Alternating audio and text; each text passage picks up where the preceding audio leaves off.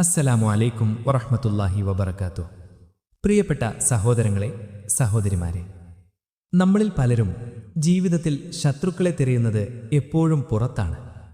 നമ്മെ വേദനിപ്പിച്ചവരിൽ, നമ്മെ പാതി വഴിയിൽ ഉപേക്ഷിച്ചു പോയവരിൽ, അല്ലെങ്കിൽ നമ്മെ പരസ്യമായി അപമാനിച്ചവരിൽ. എന്നാൽ എന്നെങ്കിലും നിങ്ങൾ ചിന്തിച്ചിട്ടുണ്ടോ, യഥാർത്ഥ ശത്രു പുറത്തല്ല, മറിച്ച് നിങ്ങളുടെ ഉള്ളിൽ തന്നെയാണെന്ന്? ഇന്ന് നമുക്ക് സംസാരിക്കാനുള്ളത് പുറത്തുള്ള ഏതെങ്കിലും വ്യക്തിയെക്കുറിച്ചല്ല. നമ്മളെക്കാൾ നന്നായി നമ്മളെ അറിയുന്ന, നമ്മളോടൊപ്പം ഭക്ഷണം കഴിക്കുന്ന, നമ്മളോടൊപ്പം ഉറങ്ങുന്ന, എന്തിന് നമ്മൾ ആരാധനകളിൽ മുഴുകുമ്പോൾ പോലും കൂടെയിരുന്ന് നമ്മളെ അള്ളാഹുവിൽ നിന്ന് അകറ്റാൻ ശ്രമിക്കുന്ന ഒരു മറഞ്ഞിരിക്കുന്ന സാന്നിധ്യത്തെക്കുറിച്ചാണ്. അതാണ് നമ്മുടെ നഫ്സ്. നിങ്ങൾ ഒരു നന്മ ചെയ്യാൻ തീരുമാനിക്കുമ്പോൾ അത് വളരെ പതുക്കെ നിങ്ങളുടെ കാതുകളിൽ മന്ത്രിക്കും, സാരമില്ല, നാളെ തുടങ്ങാം. തെറ്റുകൾ ചെയ്യുമ്പോൾ അത് സമാധാനിപ്പിക്കും, ഇതൊന്നും അത്ര വലിയ പാപമല്ല, ഇതിലും മോശമായത് ചെയ്യുന്നവർ പുറത്തുണ്ടല്ലോ. ചിലപ്പോൾ അത് നിങ്ങളെ അഹങ്കാരിയാക്കും. നീ എത്ര നല്ലവനാണ്, എത്ര അധികം ആരാധനകൾ ചെയ്യുന്നു. അങ്ങനെ പതിയെ പതിയെ പാപങ്ങൾ മനോഹരമായി തോന്നിത്തുടങ്ങുന്നു. നമ്മുടെ വിനയം അഹങ്കാരത്തിന് വഴിമാറുന്നു. പക്ഷേ ഒരു ഓർമ്മപ്പെടുത്തൽ: നിങ്ങളുടെ ഉള്ളിൽ ഇപ്പോഴും ഒരു പോരാട്ടം നടക്കുന്നുണ്ടെങ്കിൽ, ചെയ്ത തെറ്റുകളെ ഓർത്ത് നിങ്ങളുടെ കണ്ണ് ഇപ്പോഴും നനയുന്നുണ്ടെങ്കിൽ, അള്ളാഹുവിലേക്ക് മടങ്ങാൻ നിങ്ങളുടെ ഹൃദയം വെമ്പുന്നുണ്ടെങ്കിൽ, ഉറപ്പിച്ചോളൂ, നിങ്ങൾ പരാജയപ്പെട്ടിട്ടില്ല.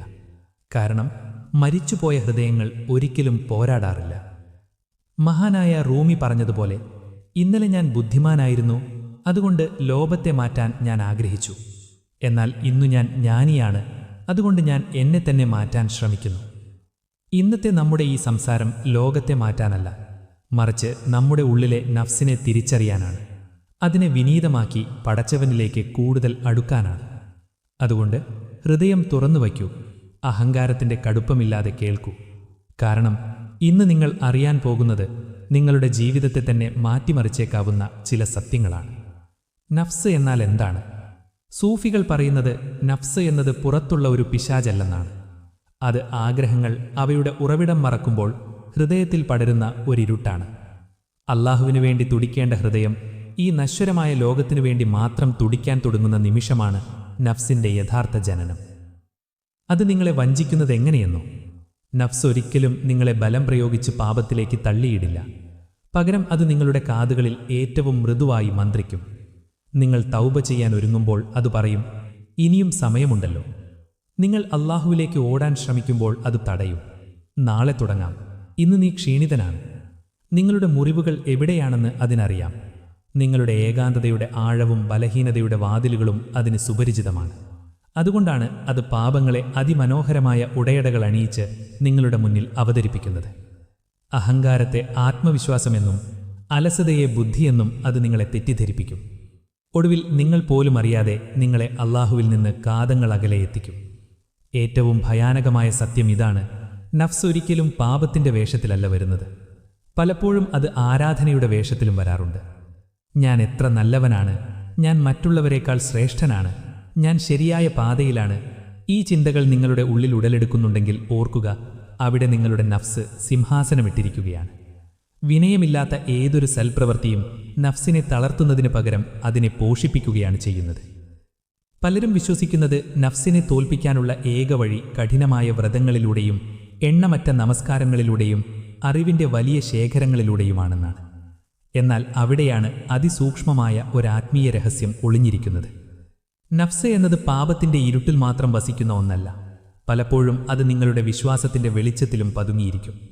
നിങ്ങൾ ഇബാദത്തുകളിൽ മുഴുകുമ്പോൾ അത് നിങ്ങളുടെ ഹൃദയത്തിൽ വന്ന് പതുക്കെ മന്ത്രിക്കും, നോക്കൂ, നീ മറ്റുള്ളവരെക്കാൾ എത്രയോ ഉന്നതനാണ്, നിന്റെ ഹൃദയം എത്ര ശുദ്ധമാണ്, നീ പടച്ചവനോട് എത്ര അടുത്തവനാണ്.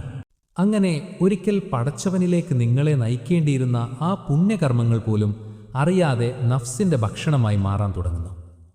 ഇവിടെയാണ് സൂഫികൾ നമ്മെ ഞെട്ടിക്കുന്ന ആ സത്യം വെളിപ്പെടുത്തുന്നത്. നഫ്സ് കീഴടങ്ങുന്നത് ആരാധനകളുടെ എണ്ണം കൊണ്ടല്ല, മറിച്ച് ഹൃദയത്തിൻ്റെ ഉടച്ചിൽ കൊണ്ടാണ്. 1000 വട്ടം ദിക്ർ ചൊല്ലിയാലും ഉള്ളിൽ ഞാൻ എന്ന ബോധം വളരുകയാണെങ്കിൽ നഫ്സ് അവിടെ കൂടുതൽ കരുത്താർജിക്കുകയാണ് ചെയ്യുന്നത്. 1000 വട്ടം നെറ്റിത്തടം മണ്ണിൽ ചേർത്താലും എൻ്റെ ആരാധന, എൻ്റെ തക്വ, എൻ്റെ അറിവ് എന്ന ഉടമസ്ഥാവകാശം ഹൃദയത്തിൽ ബാക്കിയുണ്ടെങ്കിൽ നഫ്സ് ഇപ്പോഴും നിങ്ങളുടെ ഉള്ളിലെ സിംഹാസനത്തിൽ ആധിപത്യമുറപ്പിച്ചിരിക്കുകയാണ്. നഫ്സിനെ യഥാർത്ഥത്തിൽ ദുർബലപ്പെടുത്തുന്നത് കർമ്മങ്ങളുടെ ആധിക്യമല്ല, മറിച്ച് സ്വന്തം ശൂന്യത തിരിച്ചറിയാനുള്ള ആത്മീയ ധൈര്യമാണ്. പടച്ചവനെ, ഞാൻ ഒന്നുമല്ല, നീ എന്നെ ചേർത്തു പിടിച്ചില്ലായിരുന്നുവെങ്കിൽ ഞാൻ എന്നെ തകർന്നുപോയേനെ. എൻ്റെ ഓരോ ശ്വാസവും ഓരോ നന്മയും നിന്റെ മാത്രം ദാനമാണ്. ഈ ബോധം ഒരു മനുഷ്യൻ്റെ ഉള്ളിൽ ഉദിക്കുമ്പോൾ അത് നഫ്സിന് വിഷതുല്യമായി അനുഭവപ്പെടുന്നു. കാരണം നഫ്സ് എപ്പോഴും കൊതിക്കുന്നത് പ്രശംസയാണ്, പദവിയാണ്, മറ്റുള്ളവരുടെ മുന്നിൽ തലയുയർത്തി നിൽക്കാനാണ്. എന്നാൽ ഒരു ദാസൻ ഹൃദയത്തിൽ സത്യസന്ധമായി ചെറുതാകാൻ തുടങ്ങുന്ന നിമിഷം നഫ്സ് ഉള്ളിൽ നിന്ന് അലറാൻ തുടങ്ങും. ഇതാണ് യഥാർത്ഥ ജിഹാദുൻ നഫ്സ്. പുറത്തുള്ള ശത്രുക്കളുമായുള്ള യുദ്ധമല്ല, മറിച്ച് സ്വന്തം ഉള്ളിലെ ഞാൻ എന്ന വിഗ്രഹത്തെ തകർത്തെറിയുന്ന മഹാസമരം. നഫ്സ് ഒരിക്കലും നിങ്ങളുടെ ഹൃദയത്തിൻ്റെ വാതിൽ തകർത്ത് അകത്തു കയറില്ല. അത് ഏറ്റവും മൃദുവായി ഒരു സ്നേഹിതനെ പോലെ ആ വാതിലിൽ മുട്ടുകയേയുള്ളൂ. നഫ്സിൻ്റെ ശക്തി അതിൻ്റെ ശബ്ദത്തിൻ്റെ ഉറപ്പിലല്ല, മറിച്ച് നമ്മുടെ അശ്രദ്ധ അല്ലെങ്കിൽ ഗഫ്ല എന്ന ഉറക്കത്തിലാണ്. നഫ്സ് എന്നത് ദൂരെയുള്ള ഒരു ശത്രുവല്ല, അത് വർഷങ്ങളായി നിങ്ങളുടെ ഉള്ളിൽ വേരോടിയ ആഗ്രഹങ്ങളുടെയും ശീലങ്ങളുടെയും മുറിവേറ്റ അഹന്തയുടെയും ഒരു നിഗൂഢ ലോകമാണ്. അത് നിങ്ങളെ നേരിട്ട് പാപത്തിലേക്ക് ക്ഷണിക്കില്ല, പകരം പാപത്തിന് അനുമതി നൽകുന്ന ന്യായങ്ങളാണ് അത് നിങ്ങളുടെ കാതുകളിൽ മന്ത്രിക്കുക. ഇനിയും സമയമുണ്ടല്ലോ, ഇതൊരു ചെറിയ തെറ്റല്ലേ, പിന്നീട് നമുക്ക് തൗബ ചെയ്യാം, മറ്റുള്ളവർ ഇതിലും വലിയ തെറ്റുകൾ ചെയ്യുന്നവരല്ലേ. ഇങ്ങനെ വളരെ പതിയെ നിങ്ങളുടെ ഹൃദയം ഉറങ്ങാൻ തുടങ്ങുന്നു. പാപങ്ങൾ സാധാരണമായി മാറുന്നു, തെറ്റുകൾ അനിവാര്യതയായി തോന്നിത്തുടങ്ങുന്നു. താൻ സ്വതന്ത്രമായാണ് തീരുമാനങ്ങൾ എടുക്കുന്നത് എന്ന് മനുഷ്യൻ വിശ്വസിക്കുന്നു. എന്നാൽ സത്യത്തിൽ ആ തീരുമാനത്തിൻ്റെ ചരടുകൾ നേരത്തെ തന്നെ നഫ്സ് തൻ്റെ കൈപ്പിടിയിൽ ഒതുക്കിയിട്ടുണ്ടാകും. സൂഫികൾ പറയുന്ന നഫ്സിൻ്റെ ഏറ്റവും വലിയ തന്ത്രം അത് നിങ്ങളെ നിങ്ങളുടെ തന്നെ കണ്ണിൽ നിരപരാധിയാക്കും എന്നതാണ്. എനിക്ക് തെറ്റുപറ്റിയിട്ടില്ല, ഞാൻ ചെയ്യുന്നതാണ് ശരി, എനിക്ക് ആരുടെയും തിരുത്തലുകൾ ആവശ്യമില്ല. ഈ ചിന്തകൾ നിങ്ങളുടെ ഉള്ളിൽ ഉറയ്ക്കുന്ന നിമിഷം മാറ്റത്തിൻ്റെ വാതിലുകൾ എന്നേക്കുമായി അടയുന്നു. പാപം ചെയ്തവന് അള്ളാഹുവിലേക്ക് മടങ്ങാൻ എളുപ്പമാണ്. എന്നാൽ താൻ പാപിയല്ല എന്നുറച്ചു വിശ്വസിക്കുന്നവന് മടക്കയാത്ര അസാധ്യമാണ്. ഇവിടെയാണ് നഫ്സ് അതിൻ്റെ ഏറ്റവും വലിയ വേഷപ്പകർച്ച നടത്തുന്നത്. അത് പാപത്തിൻ്റെ കറുത്ത വസ്ത്രം അഴിച്ച് ആരാധനയുടെ വെളുത്ത ഉടയാടുകൾ അണിയുന്നു. ഞാൻ നമസ്കരിക്കുന്നു, ഞാൻ ദിക്റുകൾ ചൊല്ലുന്നു, ഞാൻ മതത്തെ സേവിക്കുന്നു. പെട്ടെന്ന് പടച്ചവനിലേക്ക് വിനയത്തോടെ നയിക്കേണ്ടിയിരുന്ന ആ ആരാധനകൾ അഹങ്കാരത്തിൻ്റെ കണ്ണാടികളായി മാറുന്നു. ഹൃദയത്തിൽ വിനയം പൂക്കേണ്ടിടത്ത് സ്വയം പുകഴ്ത്തലിൻ്റെ മുള്ളുകൾ വളരുന്നു. അതുകൊണ്ടാണ് സൂഫികൾ ഇങ്ങനെ മുന്നറിയിപ്പ് നൽകുന്നത്: വിനയത്തിലേക്ക് നയിക്കാത്ത ഏതൊരു ആരാധനയും നഫ്സിനെ പട്ടിണിക്കിടുകയല്ല, മറിച്ച് അതിനെ കൊഴുപ്പിക്കുകയാണ് ചെയ്യുന്നത്. പലരും തങ്ങൾ ആത്മീയമായി മുന്നേറുകയാണെന്ന് വിശ്വസിക്കുന്നു. എന്നാൽ സത്യത്തിൽ നഫ്സ് അതിൻ്റെ വേഷം മാറ്റി അവരെ വഞ്ചിച്ചുകൊണ്ടിരിക്കുകയാവാം. അതുകൊണ്ട് ഓരോ ഇബാദത്തിന് ശേഷവും നാം നമ്മളോട് തന്നെ ചോദിക്കേണ്ട ഒരു ചോദ്യമുണ്ട്: ഈ ആരാധന എന്നെ പടച്ചവൻ്റെ മുന്നിൽ കൂടുതൽ ചെറുതാക്കിയോ, അതോ എൻ്റെ തന്നെ കണ്ണിൽ എന്നെ കൂടുതൽ വലുതാക്കിയോ? ഈ ചോദ്യത്തിനുള്ള ഉത്തരത്തിലാണ് നിങ്ങളുടെ ആത്മീയ യാത്രയുടെ വിജയമൊളിഞ്ഞിരിക്കുന്നത്. നഫ്സിൻ്റെ ഏറ്റവും ഭീകരമായ ശക്തികളിലൊന്ന് അത് നിങ്ങളുടെ ഹൃദയത്തെ പടച്ചവൻ്റെ നോട്ടത്തിൽ നിന്ന് അടർത്തി മാറ്റി പടപ്പുകളുടെ കണ്ണുകളിലേക്ക് തളച്ചിടുന്നു എന്നതാണ്. ഒന്ന് കണ്ണടച്ചാലോചിച്ച് നോക്കൂ. നിങ്ങളുടെ ജീവിതത്തിൽ എത്ര തീരുമാനങ്ങൾ നിങ്ങൾ എടുത്തിട്ടുണ്ട്? അത് ശരിയാണെന്ന് ബോധ്യമുള്ളത് കൊണ്ടല്ല, മറിച്ച് ആളുകൾ എന്തു പറയും എന്ന ഭയം കൊണ്ട് മാത്രം. എത്രയോ വട്ടം നിങ്ങൾ നിങ്ങളുടെ ആത്മാവിൻ്റെ തേങ്ങലുകൾ അമർത്തിവെച്ചു. എത്രയോ വട്ടം സത്യം മുന്നിൽ തെളിഞ്ഞിട്ടും അത് അംഗീകരിച്ചാൽ മറ്റുള്ളവരുടെ മുന്നിൽ ചെറുതായി പോകുമോ എന്ന ഭയത്താൽ നിങ്ങൾ മുഖം തിരിച്ചു കളഞ്ഞു. ഇവിടെയാണ് നഫ്സ് അതിൻ്റെ വിശ്വരൂപം പ്രാപിക്കുന്നത്. അത് നിങ്ങളുടെ കാതുകളിൽ നിരന്തരം മന്ത്രിച്ചുകൊണ്ടിരിക്കും: നിന്റെ പദവി തകരരുത്, നിന്റെ പ്രതിച്ഛായ കാത്തു സൂക്ഷിക്കണം, ആളുകളുടെ മുന്നിൽ നീ തോറ്റുകൊടുക്കരുത്. അങ്ങനെ പതുക്കെ പതുക്കെ അള്ളാഹുവിൻ്റെ തൃപ്തിയേക്കാൾ മനുഷ്യരുടെ കയ്യടികൾ നിങ്ങളെ സന്തോഷിപ്പിക്കാൻ തുടങ്ങുന്നു. അള്ളാഹുവിൻ്റെ വിധിയേക്കാൾ ഭൗതിക ലോകത്തെ അഭിപ്രായങ്ങൾ നിങ്ങളെ ഭയപ്പെടുത്തുന്നു. അറിയുക, ഇതാണ് നഫ്സിൻ്റെ യഥാർത്ഥ അടിമത്തം. പടച്ചവൻ്റെ മാത്രം തടവുകാരനാകേണ്ട ഹൃദയം പടപ്പുകളുടെ വെറും കളിപ്പാവയായി മാറുന്ന ദുരന്തം. സൂഫികൾ ഇതിനെക്കുറിച്ച് അഗാധമായൊരു സത്യം ഒഴിഞ്ഞിട്ടുണ്ട്: ആളുകളുടെ ഹൃദയത്തിൽ ഇടം തേടുന്നവന് ഒരിക്കലും അള്ളാഹുവിലേക്ക് അടുക്കാൻ കഴിയില്ല. കാരണം അള്ളാഹുവിലേക്ക് നടന്നു കയറേണ്ട ഹൃദയം പക്ഷിയെപ്പോലെ ലഘുവായിരിക്കണം.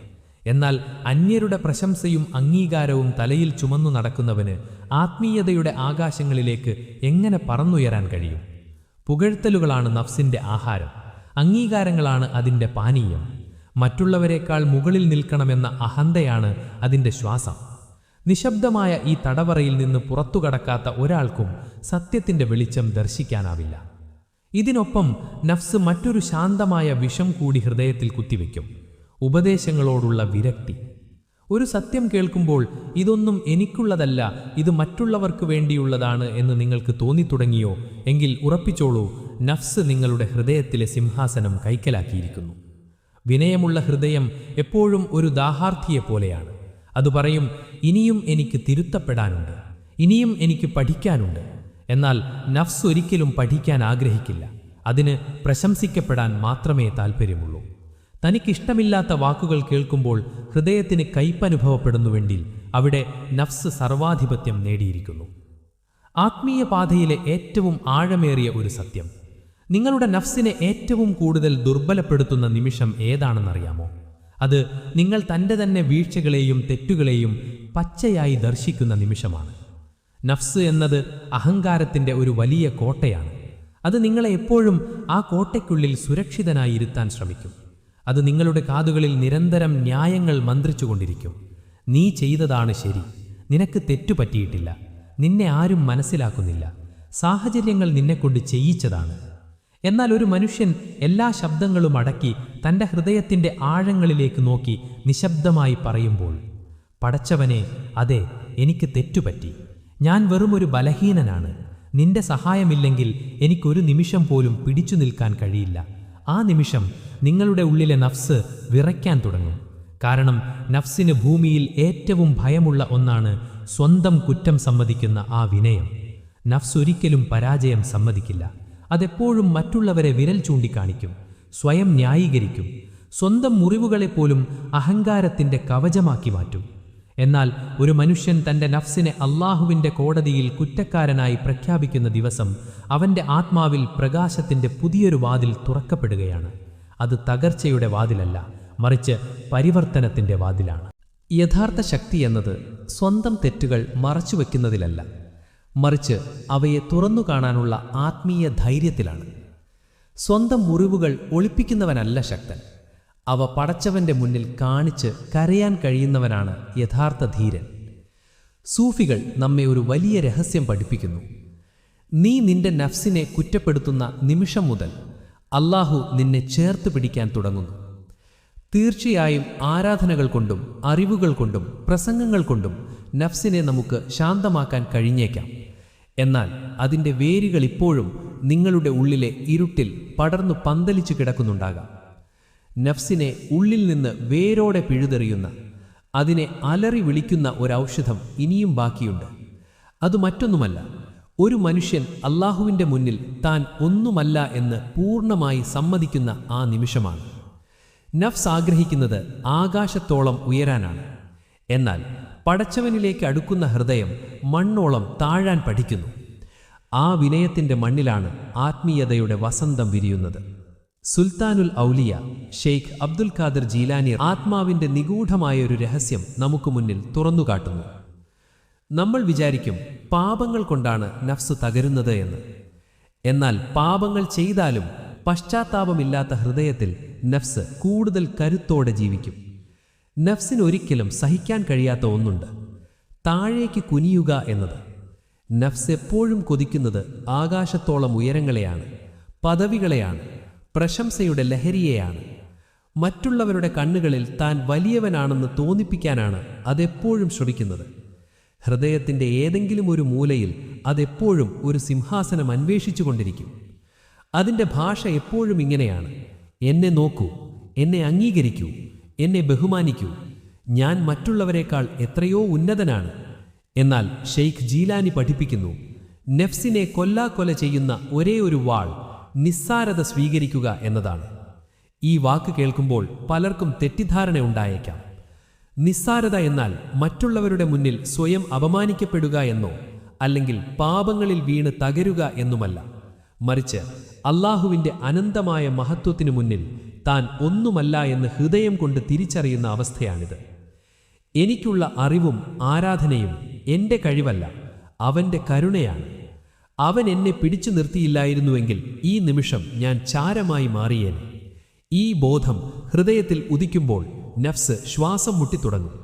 കാരണം നഫ്സ് എപ്പോഴും ഞാൻ എന്ന് പറയാൻ ആഗ്രഹിക്കുന്നു. എന്നാൽ ആത്മാവ് അവൻ ഹുവ എന്ന് പറയാൻ പഠിക്കുമ്പോൾ നഫ്സിന്റെ അധികാരം അവസാനിക്കുന്നു. ഷെയ്ഖ് ജീലാനി മൊഴിഞ്ഞു, ഒരു ദാസൻ സ്വയം പൂജ്യത്തിലേക്ക് ചുരുങ്ങുമ്പോൾ മാത്രമാണ് അള്ളാഹുവിൻ്റെ സഹായം അവൻ്റെ ഹൃദയത്തിൽ വെളിപ്പെടാൻ തുടങ്ങുന്നത്. എത്ര മനോഹരമായ സത്യം!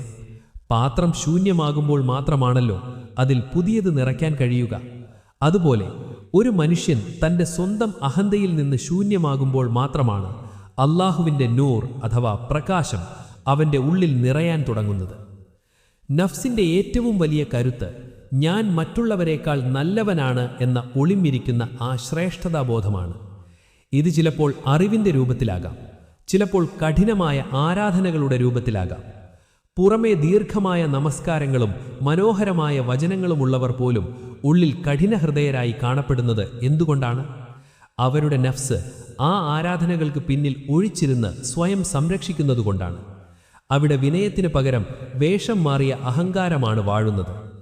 പടച്ചവനിലേക്കുള്ള വഴി ഉയരങ്ങളിലേക്ക് പണിത ഗോവണികളല്ല, മറിച്ച് താഴേക്ക് കുനിയാൻ പഠിക്കുന്ന ഹൃദയത്തിൻ്റെ വിനീതമായ പാതയാണ്. അവിടെ തല കുനിക്കുന്നവനാണ് സത്യത്തിൽ ആത്മീയതയുടെ ആകാശങ്ങൾ കീഴടക്കുന്നത്. നഫ്സ് എപ്പോഴാണ് അലറാൻ തുടങ്ങുന്നത് എന്ന് നിങ്ങൾക്കറിയാമോ? നിങ്ങൾ പാപങ്ങളിൽ വീഴുമ്പോഴല്ല അത് ഭയപ്പെടുന്നത്, മറിച്ച് നിങ്ങൾ അതിനെതിരെ നിശബ്ദമായി ആത്മീയമായ വാളോങ്ങുന്ന നിമിഷങ്ങളിലാണ് അത് വിറയ്ക്കാൻ തുടങ്ങുന്നത്. സൂഫികൾ പഠിപ്പിക്കുന്നു, നഫ്സിനെ മുറിവേൽപ്പിക്കുന്ന 3 ദിവ്യ ഔഷധങ്ങളുണ്ട്. പ്രശംസകളിൽ നിശബ്ദനാവുക, വിമർശനങ്ങളിൽ ക്ഷമിക്കുക, സത്യത്തിനു മുന്നിൽ സ്വന്തം വാദങ്ങൾ ഉപേക്ഷിക്കുക. നഫ്സ് എന്നത് എപ്പോഴും പ്രശംസയുടെ ലഹരി നുണയാൻ ആഗ്രഹിക്കുന്ന ഒന്നാണ്. ആരെങ്കിലും നമ്മെ പുകഴ്ത്തുമ്പോൾ അതുടനെ തലപൊക്കും. അതെ, ഞാൻ മികച്ചവനാണ്, ഞാൻ മറ്റുള്ളവരെക്കാൾ ഉന്നതനാണ് എന്നത് ഉള്ളിൽ നിന്ന് ആക്രോശിക്കും. എന്നാൽ ലോകത്തിൻ്റെ പുകഴ്ത്തലുകൾക്കിടയിലും ഒരാളുടെ ഹൃദയം ഒരു ശാന്ത സമുദ്രം പോലെ നിശബ്ദമാകുമ്പോൾ, പടച്ചവനെ, ഇതെല്ലാം നിന്റെ മാത്രം ഔദാര്യമാണ് എന്ന ആത്മാവ് മന്ത്രിക്കുമ്പോൾ നഫ്സ് അവിടെ ശ്വാസം മുട്ടിപ്പിടയുന്നു. വിമർശനങ്ങളുടെ അഗ്നിപരീക്ഷകളിലും ഇതുതന്നെയാണ് സംഭവിക്കുന്നത്. ആരെങ്കിലും നമ്മെ കുറ്റപ്പെടുത്തുമ്പോൾ നഫ്സ് ഉടനെ വാളെടുക്കും. സ്വയം ന്യായീകരിക്കാനും വാദിക്കാനും മറ്റുള്ളവരെ പഴിചാരാനും അത് വെമ്പൽ കൊള്ളും. എന്നാൽ ആ തിരമാലകൾക്കിടയിലും ഒരാൾ തൻ്റെ ഹൃദയത്തിലേക്ക് നോക്കി, ഇതിലെനിക്കൊരു പാഠമില്ലേ, ഇതിൽ ഞാൻ തിരുത്തേണ്ട ഒരു സത്യമില്ലേ എന്ന് വിനയത്തോടെ ചോദിക്കുമ്പോൾ നഫ്സിൻ്റെ സർവാധിപത്യം തകരുന്നു. ഷെയ്ഖ് അബ്ദുൽ ഖാദിർ ജീലാനി പഠിപ്പിച്ചു, സത്യത്തിനു മുന്നിൽ തലകുനിക്കാൻ പഠിക്കുന്നവൻ്റെ ഹൃദയത്തിൽ നഫ്സിൻ്റെ അധികാരം അവസാനിക്കുന്നു. നഫ്സിന് ഒരിക്കലും കുനിയാനിഷ്ടമല്ല, അതിനെപ്പോഴും ഉയരങ്ങളിൽ വിരാജിക്കണം. അവസാന വാക്ക് തൻ്റേതാകണം. എന്നാൽ ആത്മാവിൻ്റെ വഴി വിഭിന്നമാണ്. ആത്മാവ് ജയിക്കാൻ ആഗ്രഹിക്കുന്നില്ല, അത് പ്രപഞ്ചനാഥനു മുന്നിൽ പൂർണ്ണമായി കീഴടങ്ങാൻ കൊതിക്കുന്നു. നഫ്സിന് സംസാരിക്കാൻ വലിയ താൽപ്പര്യമാണ്. ഓരോ മുറിവിനും വിശദീകരണം നൽകാനും ഓരോ ആരോപണത്തിനും മറുപടി നൽകാനും അത് വെമ്പും. പക്ഷേ എവിടെ മൗനം തുടങ്ങുന്നുവോ അവിടെ നഫ്സ് പട്ടിണിയാകാൻ തുടങ്ങുന്നു. ഷെയ്ഖ് അബ്ദുൽ ഖാദിർ ജീലാനിയെ സംബന്ധിച്ചിടത്തോളം മൗനം വെറുമൊരു നിശബ്ദതയായിരുന്നില്ല, അത് നഫ്സിനെതിരെയുള്ള ഏറ്റവും വലിയ സമരമായിരുന്നു, ജിഹാദ്. ഓരോ തവണയും നിങ്ങൾ നിങ്ങളുടെ സ്വയം പ്രതിരോധം ഉപേക്ഷിക്കുമ്പോൾ, ഓരോ തവണയും നിങ്ങൾ തർക്കങ്ങളിൽ നിന്ന് പിന്മാറുമ്പോൾ, നിങ്ങളുടെ ഓരോ കാര്യവും അള്ളാഹുവിൽ ഭരമേൽപ്പിക്കുമ്പോൾ, തവക്കുൽ നഫ്സിൻ്റെ ഓരോ ചങ്ങലകളായി പൊഴിഞ്ഞു വീഴുന്നു. അതിനൊടുവിൽ ഒരത്ഭുതം സംഭവിക്കും. ആളുകൾ എന്ത് ചിന്തിക്കും എന്ന ഭാരം നിങ്ങളുടെ തോളിൽ നിന്ന് ഇറക്കി വയ്ക്കപ്പെടും. എൻ്റെ പ്രതിച്ഛിത തകരുമോ എന്ന ഭയം അലിഞ്ഞു പോകും. അംഗീകാരങ്ങൾക്ക് വേണ്ടിയുള്ള ആർത്തി മെല്ലെ മരിക്കും. ആ ദിവസം നിങ്ങളുടെ ഹൃദയത്തിൽ ഒരു സ്വർഗീയ ശാന്തത ജനിക്കും. കാരണം നിങ്ങളപ്പോൾ മനുഷ്യരുടെ കൈകളിലല്ല, മറിച്ച് അള്ളാഹുവിൻ്റെ അനന്തമായ കാവലിലാണ് ജീവിക്കുന്നത്. എങ്കിലും ഓർക്കുക, നഫ്സ് അപ്പോഴും പൂർണ്ണമായി മരിക്കുന്നില്ല. അതിന് ഒളിച്ചിരിക്കാൻ ഒരവസാന സങ്കേതമുണ്ട്. ഹൃദയത്തിൻ്റെ ഏറ്റവും ആഴത്തിലുള്ള ഇരുട്ടിൽ, ആരും കാണാത്ത ഒരു മറയ്ക്കു പിന്നിൽ അതിപ്പോഴും പതുങ്ങിയിരിക്കുന്നുണ്ടാകാം. ആ അവസാന മറകൂടി നീങ്ങുന്നതുവരെ നഫ്സ് വീണ്ടും വീണ്ടും വേഷം മാറി വന്നുകൊണ്ടിരിക്കും. ആ അവസാന മറയെ കീറാൻ തയ്യാറാണോ നിങ്ങൾ? ഞാൻ എന്ന ആ അവസാന തരിയെ കൂടി ഇല്ലാതാക്കുന്ന ആ പ്രയാസകരമായ യാത്രയിലേക്ക് നമുക്ക് കടക്കാം. നഫ്സ് യഥാർത്ഥത്തിൽ തകരാൻ തുടങ്ങുന്നതിൻ്റെ ആദ്യ അടയാളം എന്താണെന്നറിയാമോ? അത് ഒരാൾ സ്വയം കാണുന്നത് അവസാനിപ്പിക്കുന്നു എന്നതാണ്. അവിടെ അവൻ്റെ ദീർഘമായ നമസ്കാരങ്ങൾ അവനെ അത്ഭുതപ്പെടുത്തില്ല. അവൻ്റെ അറിവിൻ്റെ ആഴം അവനെ അഹങ്കാരിയാക്കില്ല. അവൻ സഹിച്ച ത്യാഗങ്ങളൊന്നും പടച്ചവന്റെ മുന്നിൽ വയ്ക്കാനുള്ള ഒരു പട്ടികയായി അവൻ സൂക്ഷിക്കില്ല. പകരം ആ ഹൃദയത്തിൽ ശാന്തവും സുന്ദരവുമായ ഒരു ബോധം മാത്രം ബാക്കിയാകും. എൻ്റെ റബ്ബ് എന്നെ ചേർത്തു പിടിച്ചില്ലായിരുന്നുവെങ്കിൽ ഞാൻ എന്നെ തകർന്നു പോയേനെ. ഈ വരികൾ വെറുമൊരു വാക്കല്ല, ഇതാണ് നഫ്സിൻ്റെ കബറിടം. നഫ്സ് ജീവനോടെ ഇരിക്കുമ്പോൾ അതെപ്പോഴും എൻ്റെ എന്ന ഉടമസ്ഥാവകാശം സ്ഥാപിക്കാൻ ശ്രമിക്കും. എൻ്റെ ആരാധന, എൻ്റെ തഖ്വ, എൻ്റെ പദവി. എന്നാൽ ഹൃദയം പടച്ചവനിലേക്ക് ഉണരുമ്പോൾ ആ ഞാൻ എന്ന വാക്ക് മഞ്ഞുതുള്ളി പോലെ അലിഞ്ഞുപോകുന്നു. അപ്പോൾ മനുഷ്യൻ തിരിച്ചറിയുന്നു, എൻ്റെ നെറ്റിത്തടം മണ്ണിൽ ചേരുന്നത് പോലും അവൻ്റെ ദാനമാണ്. എൻ്റെ നാവിലെ ഓരോ ദിക്റും അവൻ്റെ അനുവാദമാണ്. എൻ്റെ കണ്ണിലെ ഓരോ തുള്ളി നീരും അവൻ്റെ കരുണയാണ്. ഷെയ്ഖ് അബ്ദുൽ ഖാദിർ ജീലാനി പഠിപ്പിച്ചു, നഫ്സിനെ കൊല്ലാൻ നോക്കരുത്, പകരം അതിനെ പട്ടിണിക്കിടുക. എത്ര ഗഹനമായ സത്യം! നഫ്സിൻ്റെ യഥാർത്ഥ ഭക്ഷണം പാപങ്ങളല്ല, മറിച്ച് പ്രശംസയും ശ്രേഷ്ഠതാബോധവുമാണ്. ഓരോ തവണയും നിങ്ങൾ പുകഴ്ത്തലുകളെ നിഷേധിക്കുമ്പോൾ, ഓരോ തവണയും നിങ്ങൾ നിങ്ങളുടെ നന്മകളെ എണ്ണിപ്പെരുക്കാതെ പോകുമ്പോൾ, ഓരോ വിജയത്തെയും പടച്ചവനേൽപ്പിച്ച അമാനത്തായി കാണുമ്പോൾ നഫ്സ് ഉള്ളിൽ നിന്ന് ഉരുകിത്തീരാൻ തുടങ്ങുന്നു. സൂഫികൾ പറയുന്നു, നഫ്സ് നിലനിൽക്കുന്നത് ഉടമസ്ഥാവകാശത്തിലാണ്. അത് എല്ലാറ്റിനും മേൽ സ്വന്തം മുദ്ര പതിപ്പിക്കാൻ ആഗ്രഹിക്കുന്നു.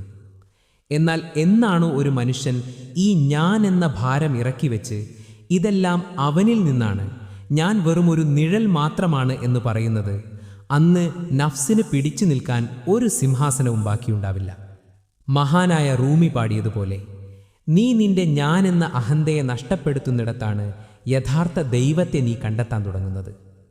പ്രിയപ്പെട്ടവരെ, ഇന്ന് നിങ്ങളുടെ ഉള്ളിൽ ഒരു പോരാട്ടം അനുഭവപ്പെടുന്നുണ്ടെങ്കിൽ, ചിലപ്പോൾ നിങ്ങൾ നന്മയുടെ വെളിച്ചത്തിലേക്ക് ഓടുകയും മറ്റു ചിലപ്പോൾ പഴയ മോഹങ്ങളുടെ ഇരുട്ടിലേക്ക് വീഴുകയും ചെയ്യുന്നുണ്ടെങ്കിൽ, ഒരിക്കലും നിരാശപ്പെടരുത്.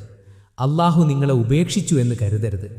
കാരണം പോരാട്ടം നടക്കുന്നത് ജീവനുള്ള ഹൃദയങ്ങളിലാണ്. മരവിച്ച ഹൃദയങ്ങൾ ഒരിക്കലും യുദ്ധം ചെയ്യാറില്ല. അവ പാപങ്ങളിൽ വീഴുമ്പോൾ വേദന പോലും അറിയാറില്ല. നഫ്സിനെ ഭയപ്പെടുക, പക്ഷേ പടച്ചവന്റെ കാരുണ്യത്തിൽ ഒരിക്കലും നിരാശപ്പെടരുത്. നഫ്സിനെ തകർക്കുക എന്നത് ഒരു രാത്രി കൊണ്ട് തീരുന്ന ജോലിയല്ല. അത് ജീവിതകാലം മുഴുവൻ നീണ്ടു നിൽക്കുന്ന ഒരു മഹായാത്രയാണ്. ഒരു ദിവസം നിങ്ങൾ ശക്തനായിരിക്കും, മറ്റൊരു ദിവസം നിങ്ങൾ വീണ്ടും തകരും. ഒരു ദിവസം നിങ്ങൾ കണ്ണീരോടെ അള്ളാഹുവിലേക്ക് ഓടും, മറ്റൊരു ദിവസം നിങ്ങൾ പഴയ തെറ്റുകളിലേക്ക് വീണ്ടും ചരിഞ്ഞു പോകും. പക്ഷേ ഓർക്കുക, യാത്ര അവസാനിച്ചിട്ടില്ല. നഫ്സ് ഒരിക്കലും പെട്ടെന്ന് അപ്രത്യക്ഷമാകില്ല. അത് ബോധത്തിലൂടെയും പൂർണ്ണമായ കീഴടങ്ങലിലൂടെയും സാവധാനം അലിഞ്ഞു പോകുന്ന ഒന്നാണ്. ഓരോ തവണയും നിങ്ങൾ ഞാൻ എന്നതിൽ നിന്ന് അവൻ എന്നതിലേക്ക് നീങ്ങുമ്പോൾ, നിങ്ങളുടെ കരുത്തിനു പകരം അവൻ്റെ റഹ്മത്തിൽ ആശ്രയിക്കുമ്പോൾ, നഫ്സ് അല്പം കൂടി വിനീതമാകുന്നു. അള്ളാഹു ഒരിക്കലും അവനിലേക്ക് നടക്കാൻ ആഗ്രഹിക്കുന്ന ഒരു വ്യക്തിയെ പാതി വഴിയിൽ കൈവിടില്ല. അവസാന ശ്വാസം വരെ അവൻ്റെ കാരുണ്യത്തിൻ്റെ കവാടങ്ങൾ നിങ്ങൾക്കായി തുറന്നു തന്നെയിരിക്കും. ആ വാതിലിലൂടെ പ്രവേശിക്കാൻ വിനയത്തിൻ്റെ ശിരസുമായി നമുക്ക് കാത്തുനിൽക്കാം. അസ്സലാമു അലൈക്കും വറഹ്മത്തുള്ളാഹി വബറകാതുഹു.